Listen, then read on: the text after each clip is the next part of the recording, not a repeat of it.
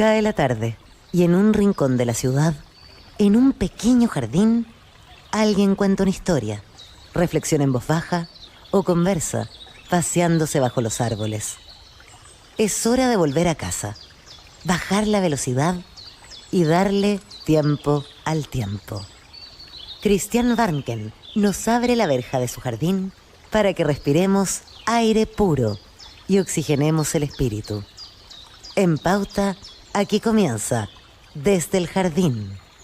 Una presentación de Vida Cámara, empresa de seguros de salud y vida de la Cámara Chilena de la Construcción.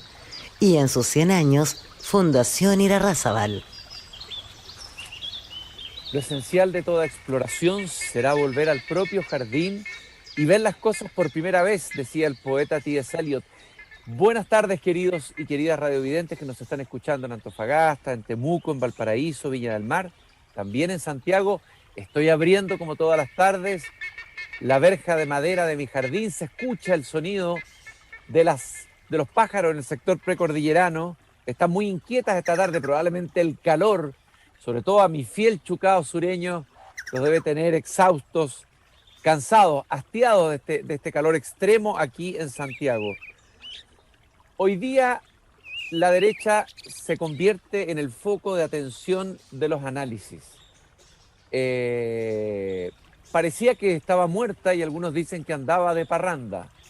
Algunos la habían condenado prácticamente a la irrelevancia. Y sin embargo, dos candidatos de derecha sumaron más del 40% en la primera vuelta presidencial de este domingo. Y es más, uno de ellos, de la vertiente más conservadora de esa derecha, con un partido nuevo, el Partido Republicano, obtiene la mayoría relativa frente al candidato de izquierda que se suponía que de alguna manera era el que representaba todo el malestar surgido desde el estallido de octubre del 2019.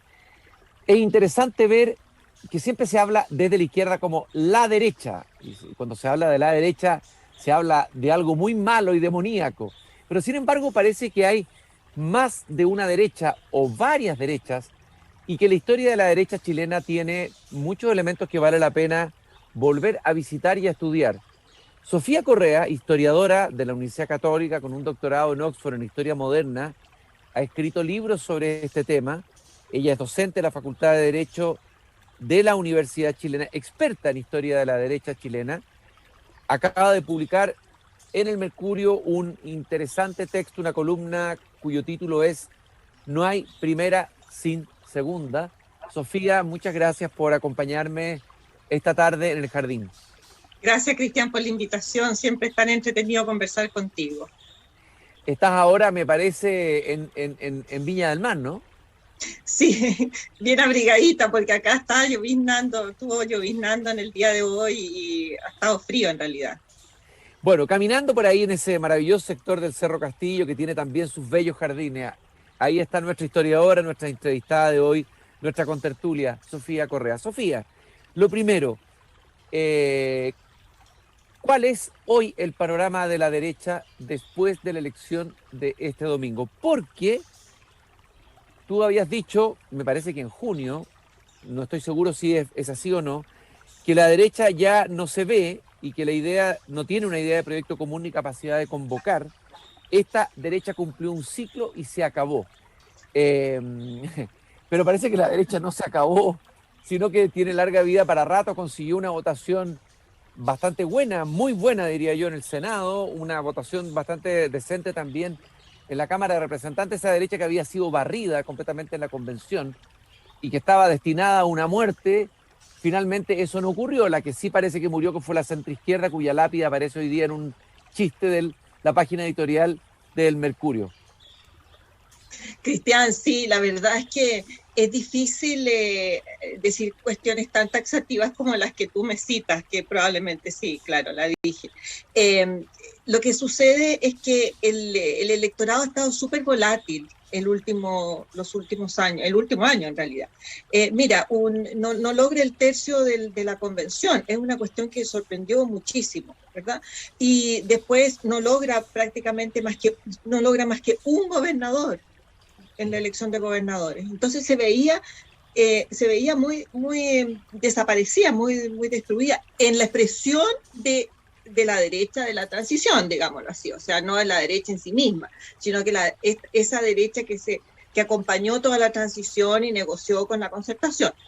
Entonces, a mí no me parece tan sorprendente en el sentido una figura como Kast, que está fuera de esos partidos de la derecha que condujeron la concertación, pero sí la votación para el Senado y la Cámara, porque eso vuelve a refortalecer a los partidos, a esos partidos que condujeron ese proceso. Es decir, estamos hablando de Renovación Nacional, la UDI fundamentalmente, aunque últimamente se agregó Evópoli, trayendo como aires nuevos, pero la derecha es bipartidista, yo eso lo he estado viendo históricamente desde el siglo XX. Me gustaría partir por hacer una pequeña historia de la derecha que mucha gente no la conoce y que es más interesante de lo que parece. La derecha es bipartidista. De partida no hay una derecha. Uno puede hablar de las derechas, así como puede hablar de las izquierdas. ¿Cuál es la historia de la derecha en Chile? Pues si tú tuvieras que resumir el eje central de esa historia, ¿cuáles son esas dos tradiciones? ¿Cuáles son sus derivas? Etcétera. Mira, yo planteo, cuando escribí mi libro Con las riendas del poder, allí planteé que podemos hablar de derecha cuando podemos hablar de izquierda. Antes podemos hablar, tenemos que usar otros conceptos. Entonces, hay derecha en la medida en que hay izquierda, hay siempre una dicotomía. Entonces, se van definiendo, sobre todo la derecha, en contraste con la izquierda. Ahora, las dos tradiciones serían, bueno, inicialmente la del Partido Liberal y Conservador, pero esa impronta tiene que ver con partidos más disciplinados, con una vocación más popular, como es el Partido Conservador. Curiosamente, puede sorprender eso, pero sí, y el Partido Liberal, que es una tradición más de élite y más desestructurado, digamos así, de grupos, de figuras, de grupos que se manejan en forma independiente de las directivas del partido. Por ejemplo, figuras como, si lo tiramos hacia el día de hoy, figuras como Sandón, por ejemplo, una figura que no reconoce autoridad alguna dentro de su partido, digamos. Entonces, eso es muy propio de la tradición que venía el Partido Liberal, aunque él pueda haber venido su familia a un tronco más bien conservador. Y, a ver, la derecha liberal por un lado y el Partido Conservador. Es interesante que este Partido Conservador, de ese Partido Conservador va a surgir la democracia cristiana, va a surgir la Falange. A ver, ¿qué importancia tiene eso en la historia de la derecha chilena? Mira, es importante porque, bueno, el Partido Conservador fue el partido que representó a la Iglesia en la política, ¿verdad? Y tenía una vocación popular, como yo te señalaba, porque sentía que el pueblo chileno era católico. Entonces, en la medida en que fuera, efectivamente, pudiese manifestarse políticamente, iba a manifestarse con el mundo católico y, por lo tanto, con el Partido Conservador. Ahora, lo que introduce la Falange y después la democracia cristiana es una ruptura muy dolorosa, porque es romper la idea de que la Iglesia tiene una sola voz en la política. Entonces, escinde eso y empieza a decir, no, aquí hay unos católicos que somos mejores que otros católicos, porque siempre la Falange y la democracia cristiana tuvo la idea de que ellos portaban el bien frente al mal que era el Partido Conservador. Y la Iglesia se vuelca hacia la democracia cristiana en los años 50, 60, fines de los 50, 60. Y eso hace entonces que desaparezca eventualmente el Partido Conservador. Entonces es muy traumática para el Partido Conservador y para la derecha el surgimiento de la democracia cristiana. Y como yo señalaba en mi columna el otro día, la democracia cristiana tiene vocación desde su inicio como Falange, como antiderecha. Entonces, cuando la derecha busca este encuentro con la democracia cristiana o atraerla hacia una centro derecha, no logra nunca, excepto en el pequeño periodo de la CODE, que es del 72-73. Y aquí lo que ha pasado, efectivamente, como tú lo dices, primero un presidente de derecha, pero que tiene genes demócrata cristianos y que no es querido por la derecha misma, Sebastián Piñera. Luego un candidato, Sichel, que viene de la democracia cristiana y que intenta articular y que termina mal con los partidos de la derecha. Es decir, ahí hay como un intento que tú dices que ya definitivamente fracasó, y es en ese escenario donde surge la figura de José Antonio Kast, que vamos a tratar de ubicarla en la historia de la derecha chilena. Sí, es difícil ubicar a Kast en la historia de la derecha chilena, pero sí, no olvidemos que él fue un dirigente, un parlamentario de la UDI durante muchos años, digamos, que rompió con la UDI porque la verdad es que la UDI ahí se manifiesta en la UDI esta cuestión de un partido muy disciplinado y en ese sentido hereda, digámoslo así, esa tradición del Partido Conservador, un partido disciplinado y un partido con vocación popular. Acuérdate que se decía la UDI popular, se habló en un momento, cuando a comienzos de la transición. Eso se fue perdiendo, pero supongo que eso también tiene que ver con los problemas que Kast tenía con su partido, que terminó saliéndose de allí. Entonces, es un elemento para considerar cuando uno trata de entender a Kast, digamos. Fíjate que hay una columna de Pablo Ortúzar publicada en el diario La Tercera en el año 2018 que parte diciendo: la izquierda hace bien en temer a José Antonio Kast, pero no parecen entender la profundidad del problema en que están metidos, porque hace mucho tiempo que ya no piensan ni aprenden. Por eso salen a combatirlo con dibujitos de Pictolin, escupos y patadas. Entonces dice, ojo, José Antonio Kast viene de una historia que lo entronca con Jaime Guzmán, un Jaime Guzmán que fue a las poblaciones a combatir políticamente, quitarle el espacio al Partido Comunista, digamos. Y eso viene de una tradición más antigua, de una derecha popular española, que es la matriz de José Antonio Primo de Rivera. ¿Uno podría ubicar ahí? Eso dice un poco Pablo Ortúzar. Yo creo que está errado. No. La matriz es más antigua. La matriz está en el siglo XIX chileno. En el siglo XIX chileno, el Partido Conservador sufrió la intervención electoral del Ejecutivo. Los ejecutivos eran liberales, ¿no es cierto? Y intervenían electoralmente para evitar que los conservadores tuvieran mucho poder, también en el Congreso, y que no llegaran a la presidencia. Eso es clásico del siglo XIX chileno. Entonces, ¿cuál es el argumento del Partido Conservador en ese momento? Si hubiese libertad electoral, que es la gran lucha del Partido Conservador y que explote esa lucha en el 91 con Balmaceda, si hubiese libertad electoral, nosotros seríamos los gobernantes de Chile porque el país es católico. Entonces es la vocación de volcarse a este país católico, ¿verdad? A estas bases católicas. Todo el discurso de Kast tiene que ver con un discurso conservador, profundamente conservador, pero enraizado en una tradición chilena de conservadurismo católico. Yo no le veo ningún vínculo con Primo de Rivera para nada. Es decir, pero puedo estar equivocada, pero no lo veo, no veo por dónde aparece. ¿Esa sería una derecha popular o una derecha, hoy día sería una derecha populista, o hay una diferencia ahí?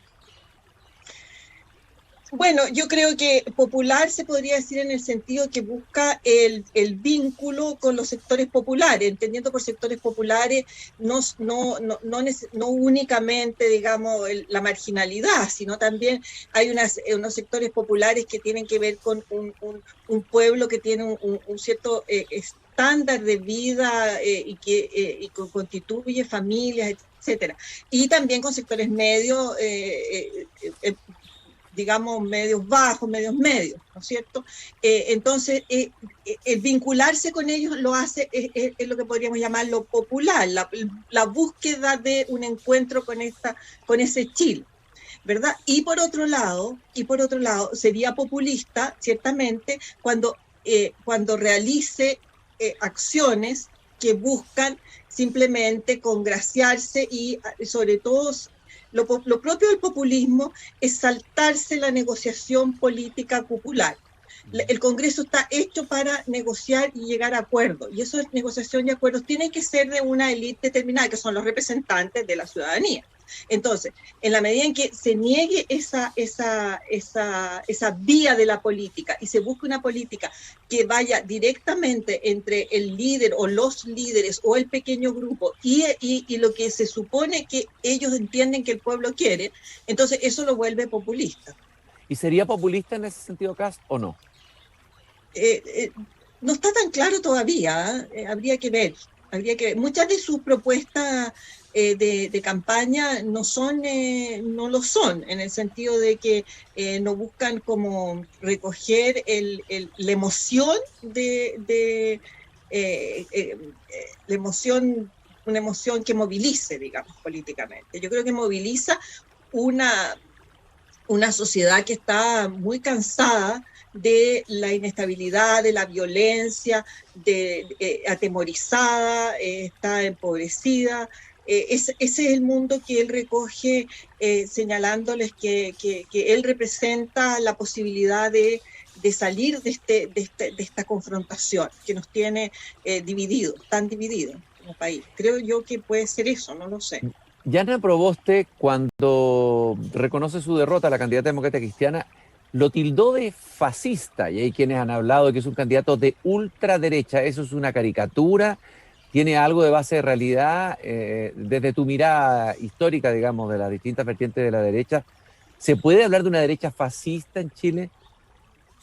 Se puede hablar de una derecha fascista en Chile, pero creo que el término fascista se lo ponen a cualquier cosa, digamos. O sea, no hay una comprensión clara de qué es el fascismo. El fascismo es revolucionario, es contrarrevolucionario, si tú quieres. Yo no veo en la propuesta de Kast una propuesta revolucionaria o contrarrevolucionaria, ni mucho menos. No lo veo en ese sentido fascista. Creo que además no veo que vaya a digamos, buscar una movilización popular en contra de las instituciones. El fascismo requiere movilización popular, requiere galvanizar emocionalmente, requiere un líder que convoca desde las emociones a una masa muy grande, ¿verdad? Un líder carismático, ¿no? Un líder carismático requiere, yo no lo veo como muy carismático como líder a Castro, o sea, lo vimos en los debates como confundido, no es un gran orador. No veo en él a un Mussolini, ni mucho menos. Entonces, en ese sentido, no creo que podamos hablar de fascismo. Hay elementos fascistas, ciertamente, durante el periodo de la dictadura hay elementos fascistas, pero tampoco se puede, no sé si un neoliberalismo podría ser considerado fascismo. Entonces yo creo que se confunden bastante los términos y se usan también como moneda política. O sea, como comodines, como comodines. Sí, como comodines, sí. Y eso tiene un peligro, que es no entender los procesos. Como decía el texto que tú acabas de citar, ¿no es cierto?, el de Ortúzar. No entiende, pues si tú le pones el comodín y después simplemente le disparas al comodín, te quedas con que el comodín recibe todas las críticas y la otra persona salió al comodín ya hace mucho rato. Entonces, no creo que sirva mucho. Oye, Sofía, la derecha liberal chilena, a ver, la derecha liberal hoy, la expresión más, no sé si radical, pero más extrema tal vez en el buen sentido sería Evópoli, un grupo de jóvenes que intentan hacer una derecha más liberal, más moderna. Hoy día están en serias dificultades, digamos, o sea, aparece, es decir, ellos pensaban reconstruir desde esa derecha destruida, como la que tú planteabas, lo planteabas en junio, yo sé que en una declaración en un diario, una derecha que estaba en el suelo, y que daba la oportunidad tal vez de reconstruir o construir una derecha más moderna, una derecha que tuviera un proyecto político serio, consistente, a largo plazo, liberal, etc. Me parece que esa derecha liberal hoy día está en dificultades.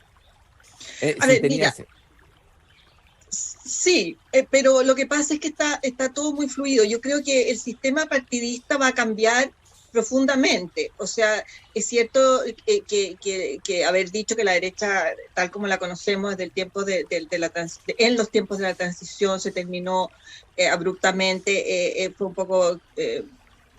fue lo que se veía en ese momento, que no es lo que se ve hoy día, claramente, pero ciertamente que ya no estamos en el escenario en que funcionó esa derecha Renovación Nacional y UDI. O sea, por de pronto está claro que la alianza Partido Socialista y Partido Demócrata Cristiano se terminó. Yo creo que eso es como muy evidente.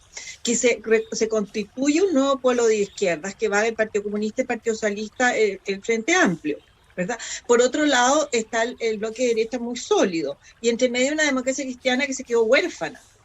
Entonces va a seguir habiendo una parte de la derecha que quiera atraer a esa democracia cristiana. La izquierda no la quiere no la quiere ver. No. El Partido Socialista fue a buscar integrarse a la primaria de la izquierda, ¿verdad?, en vez de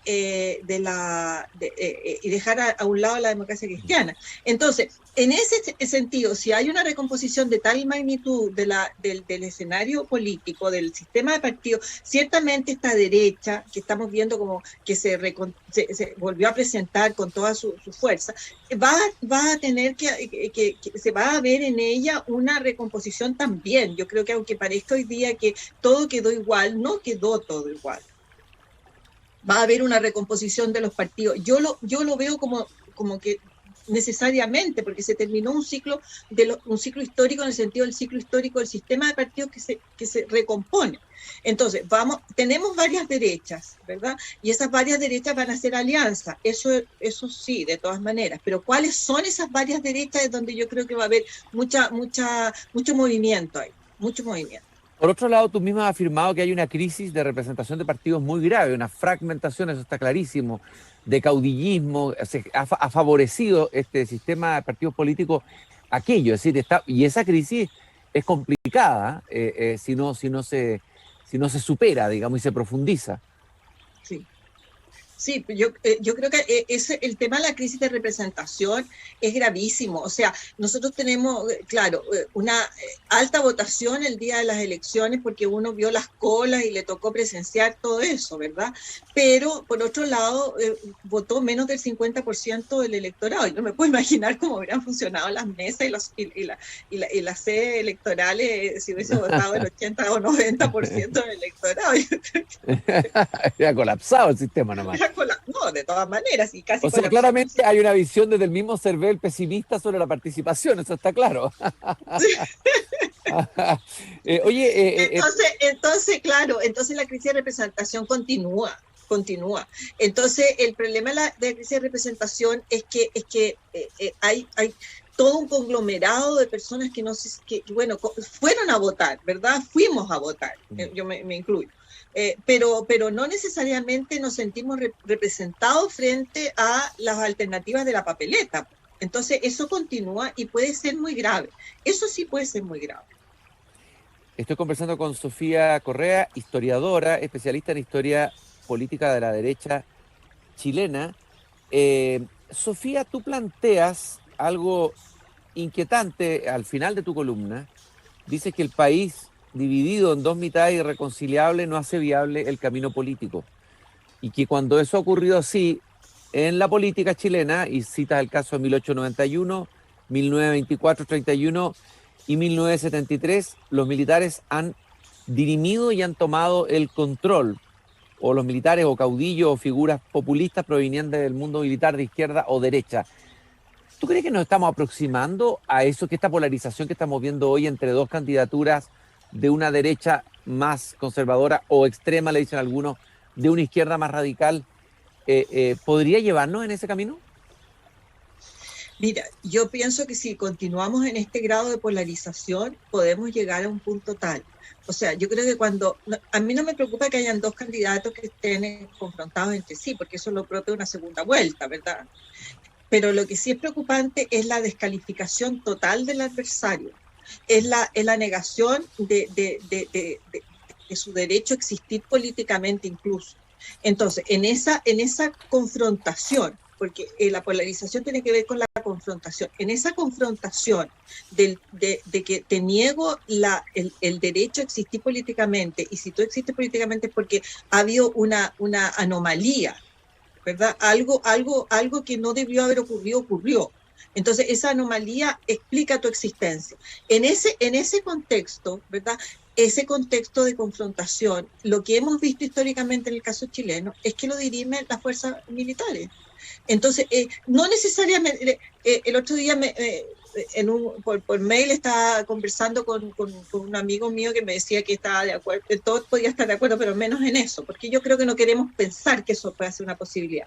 Pero yo le decía, mira, no va a ser un golpe de Estado como el del 73, nunca un golpe de Estado, en Chile ha habido varios golpes de Estado y nunca uno ha sido igual al otro, pero sí puede ser una figura que se levanta con apoyo popular y que no necesariamente puede ser una figura militar, pero sí puede ser una figura que reciba el apoyo militar, o bien puede ser una figura militar, ahí tenemos una figura, ya tendríamos que estar en un escenario populista, porque el 73 no es populista, el golpe de Estado del 73 no es populista, pero sí podemos tener un escenario populista con movilización popular, con de todo, con confrontación a nivel popular. Yo veo un escenario que puede ser muy grave, yo espero que no lleguemos a él, pero si continuamos en esta confrontación, yo creo que podemos llegar a un escenario muy, muy, muy malo. muy mal. Y tenemos una América Latina en esas coordenadas, pues. Tenemos Venezuela, tenemos el caso de Nicaragua, tenemos el caso de Brasil, ¿verdad? En que han llegado a tomar el control del poder por la vía de movilización popular, en un modelo populista.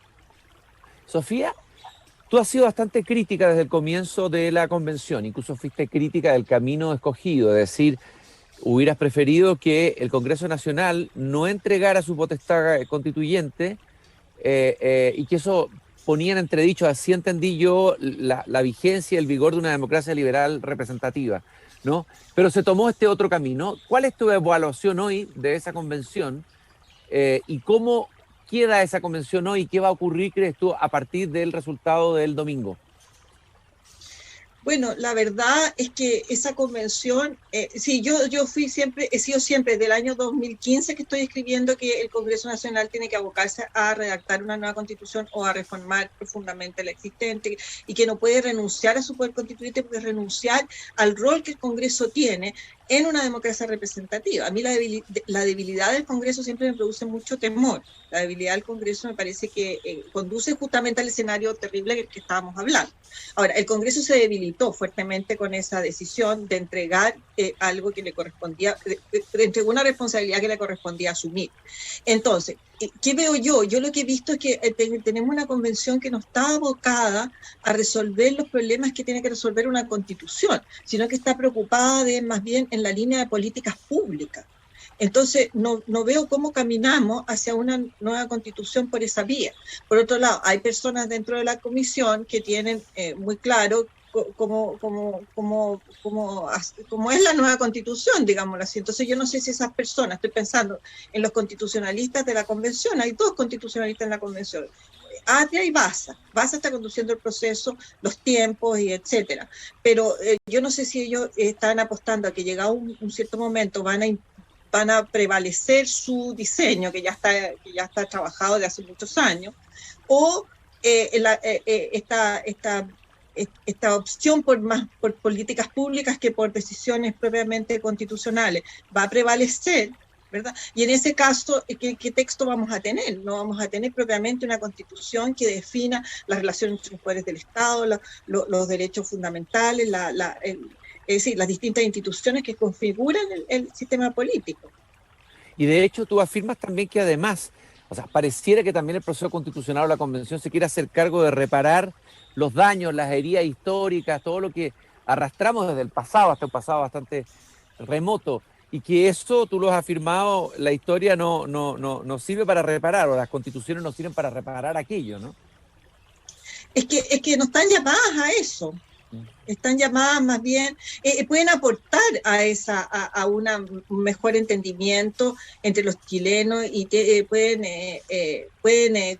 ayudar a resolver problemas que tienen raíces muy profundas, pero apostar a que la Constitución los resuelve por sí misma, creo que genera una expectativa que una constitución como tal no es lo que resuelve. La constitución tiene que resolver otros asuntos, otros problemas, otros dilemas de la sociedad.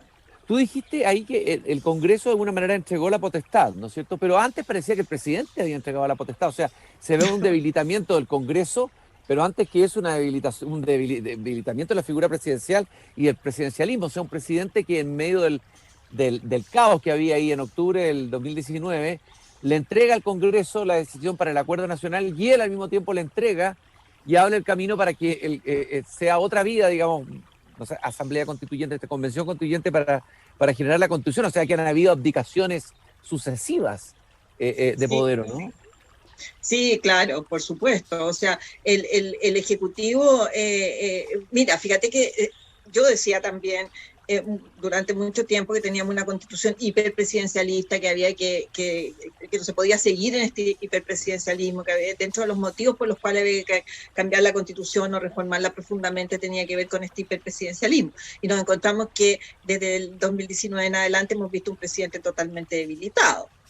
y para evitar una caída de la figura una caída del presidente de la República, una renuncia en el fondo del presidente de la República, entregó la Constitución a cambio al Congreso, digámoslo así, ¿verdad? El Congreso optó por llamar a una asamblea o convención constituyente, pudiendo haber optado por no sé, tomar el proyecto que estaba en el Congreso, que el que dejó el gobierno de Bachelet, pudiendo haber optado por rediseñar todo el sistema. Pero ¿qué pasa? Que el Congreso sintió que era muy débil. Entonces, la falta de representatividad de la figura de los parlamentarios, de los partidos políticos, de la presidencia, afectó todo el proceso político, porque asumieron que había una crisis de representación. Entonces, ahí es donde estuvo el punto. Sofía, y en este debate, bueno, es un tema de fondo que se va a discutir el régimen presidencial. ¿Tú estás por el parlamentarismo ahora, por el sistema presidencial, un presidencialismo atenuado? ¿Cuál sería tu opción hoy, a la luz de todo lo que ha ocurrido? Yo sigo apostando al parlamentarismo. Así, ¿eh? Sí. ¿Y cuál es tu argumento más de fondo, más fuerte? ¿Has escuchado, me imagino, la argumentación de Arturo Fonten y de otros que eran por el parlamentarismo, pero tuvieron una conversión al presidencialismo? Sí, así pues. ¿Cuál es tu argumento, digamos? Mi argumento es que es el espacio por excelencia para la negociación política y el acuerdo. Y entonces obliga a todas las distintas fuerzas que están representadas en la política y que representan efectivamente la diversidad del país a ponerse de acuerdo, a negociar, a entenderse, a llegar a acuerdos. Eso es el punto. Y cuestión que el presidencialismo no evita, concentra en una sola persona que en un momento elegía y que después puede sentir una distancia enorme con el país y que tampoco convoca a la discusión de sus políticas. Ahora, lo de Arturo Fonten, lo que me convence más bien es su argumento en contra del semipresidencialismo. Ese me convenció, porque en realidad por la vía del semipresidencialismo se llega a un presidencialismo mucho más autoritario, lo que él ha planteado. Y puede tener razón, entonces olvidémonos del semipresidencialismo, votémoslo. Estamos entre el presidencialismo y el parlamentarismo. Adicionalmente, pienso que el parlamentarismo en Chile fue un periodo muy virtuoso, siguiendo los estudios de Julio Jaise, que escribió en el siglo XX. Julio Jaise ya murió, él defendió fuertemente el parlamentarismo. Y yo, siguiendo los trabajos de él, defiendo ese periodo como un periodo virtuoso. Y creo que uno de los problemas que hay en Chile, y la apuesta por el presidencialismo tiene que ver con una historiografía y con un discurso político que ha hecho una demonización de ese periodo histórico. Sofía, y lo último que te quiero preguntar es otra afirmación que tú haces en tu columna del Mercurio, que, bueno, algo que ya han dicho otros, que es obvio que si Boric llega a ganar las elecciones, el partido clave del gobierno va a ser el Partido Comunista, que es el partido más fuerte, más estructurado, dentro de un frente amplio, extremadamente fragmentado, lleno de grupúsculos y facciones.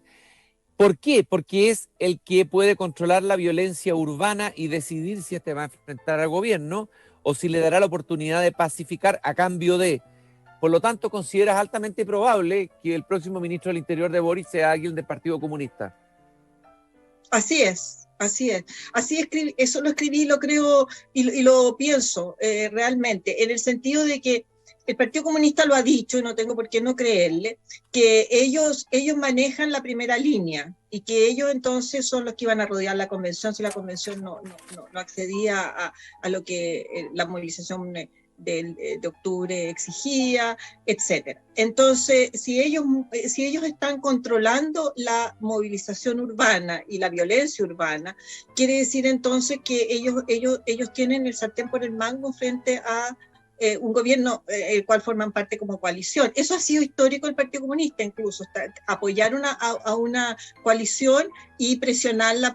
En el siglo XX fue por la vía de los sindicatos, ¿verdad? Porque por la vía de los sindicatos podían hacer las huelgas para presionar a los diversos gobiernos, a los cuales incluso formaban parte de su coalición. Entonces creo que por esa vía va a ser. Y González Videla, ¿qué le pasó? Porque se ha hecho ahí la caricatura, tenemos la visión de Neruda. ¿Por qué condena al Partido Comunista este ostracismo? A ver, algo tiene que haberle pasado. ¿Qué pasó en ese gobierno? Que uno podría decir que a Boric, hay dos Gabrieles, ¿no? Gabriel González Videla, Gabriel Boric, podrían repetir la historia. ¿Qué le pasó a Videla, al radical, con el PC? González Videla, mira, por una parte estamos en plena Guerra Fría y él es elegido justamente cuando está iniciándose la supresión de los partidos comunistas de las coaliciones en Europa. Entonces, entra como a destiempo, es como anacrónico en ese sentido, ¿verdad? En el contexto internacional. Pero por otra parte, el Partido Comunista también está dentro del gobierno con ministerio, pero al mismo tiempo está presionando con huelgas desde fuera.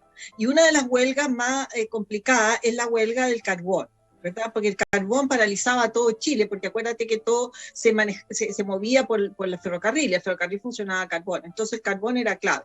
Y González Videla pide a los norteamericanos que hay un barco que está en el Pacífico con carbón, que llegue ese barco con carbón a Chile, que estaba paralizado Chile, y el Estados Unidos dice, no, usted tiene un gobierno con el Partido Comunista.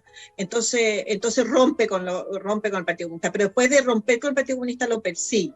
Ahora, lo que no se dice es que esa ley, la persecución se hace a través de una ley, es la ley que se llamó, que los comunistas llamaron ley maldita, que es la ley de defensa permanente de la democracia, se llamó. Esa ley pasa por el Congreso, y en el Congreso el Partido Socialista se divide en mitad y mitad. La mitad del Partido Socialista apoya la ley, la mitad del Partido Socialista la rechaza. Entonces es un escenario muy complejo. Eso no se cuenta ni se recuerda, ni quieren recordarlo. No, pero fue así, mitad y mitad. Eso es lo interesante, conversar con historiadores, de que nos revelan a veces verdades incómodas que vienen desde nuestro propio pasado. Sofía, ha sido un gusto, se me hizo corta la conversación, vamos a tener que invitarte de nuevo al jardín a seguir profundizando en este y otros temas. No hablamos de feminismo, que me parecía que interesante era conversar eso contigo, la asfixia que el feminismo más radical está produciendo en el ámbito universitario, etcétera, etcétera. Muchas gracias por haber accedido a conversar conmigo esta tarde en el jardín. Gracias, Cristian, por la invitación, ha sido muy entretenido. Tu jardín es muy bonito. Y nosotros nos encontramos nuevamente mañana a las 8 de la noche cuando vuelva a abrir la verja de este jardín. Y no se olviden la frase de Voltaire, que siempre les digo al terminar el programa, al final del libro El Cándido: hay que cultivar el propio jardín. Caramba, que es urgente. Hasta mañana. Es hora de cerrar la verja de madera del jardín.